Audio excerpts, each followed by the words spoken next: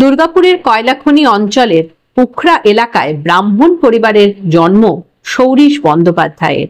বয়স মাত্র 12, সপ্তম শ্রেণীর ছাত্র, কিন্তু ভক্তি আর নিষ্ঠায় যেন অনেক বড়। মাত্র 8 বছর বয়স থেকে দুর্গাপুজোর আয়োজন করে আসছে সৌরীশ।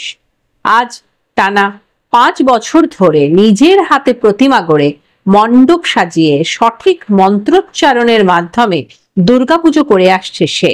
এবার সে কাগজ দিয়ে 1 ফুট উচ্চতার দুর্গা প্রতিমা গড়েছে। তাতে লক্ষ্মী, সরস্বতী, কার্তিক, গণেশ সকলেই উপস্থিত। প্রযুক্তি নির্ভর এই প্রজন্মের সৌরীশ ভক্তি আর নিষ্ঠা দিয়ে পূজার্চনায় নিজেকে নিয়োজিত করে যেন নতুন এক দৃষ্টান্ত তৈরি করেছে। আমি দুর্গাপুজো এই বছরটা নিয়ে হবে 5 বছর আমার পূর্ণ হবে। আর আমার প্রথম ছোট থেকে আমার ঠাকুর করতে খুব ভালো লাগে। আমার ভক্তি আছে ঠাকুরের উপর, তাই আমি ঠাকুর করি। একটা মন্ত্র পড়ো তো, কি মন্ত্র দিয়ে পুজো করো তুমি? ওম যা দেবী সর্বভূতেষু শক্তিরূপেণ সংস্থিতা নমস্তস্যৈ নমস্তস্যৈ নমস্তস্যৈ নমো নমঃ। ওম যা দেবী সর্বভূতেষু ভক্তিরূপেণ সংস্থিতা নমস্তস্যৈ নমস্তস্যৈ নমস্তস্যৈ নমো নমঃ।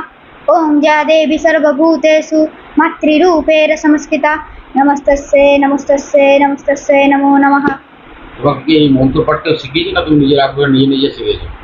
না, আমাদের পাড়ায় পুজো হয়, সেখান থেকে আমি শুনে শুনে মুখস্থ করেছি।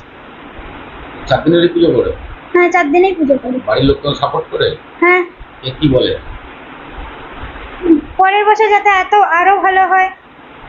ওর নাম? সৌরীশ ব্যানার্জি। এই পুজোর পাশাপাশি পড়াশোনাও চালিয়ে যাচ্ছে তো? হ্যাঁ। তোমার মতো বয়সী যারা ছেলেরা, তারা তো দেখা যায় মোবাইল, গেমিং এতে ব্যস্ত থাকে। তুমি তাদের থেকে ভিন্ন। কিভাবে মাথায় এসে এলো যে চলো ঠাকুর নিয়ে থাকবো, ঠাকুর গড়বো, বিভিন্নভাবে এই যে কাগজের তুমি বানিয়েছো নিজের হাতে, কে শিখিয়েছে তোমার?